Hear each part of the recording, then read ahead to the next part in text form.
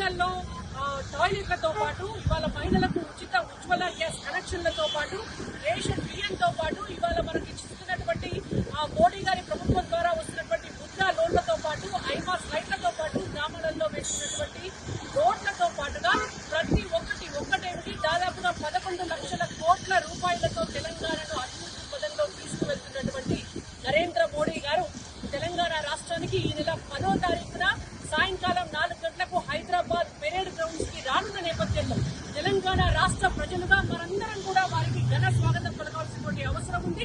కాబట్టి మీరంతా కూడా ఈ బహిరంగ సభకు పెద్ద ఎత్తున విచ్చేసి ఈ సభను సక్సెస్ చేయవలసిందిగా కోరుతున్నాం. భారత్ మాతాకి జై, భారత్ మాతాకి జై, నరేంద్ర మోడీ గారి నాయకత్వం వర్ధిల్లాలి.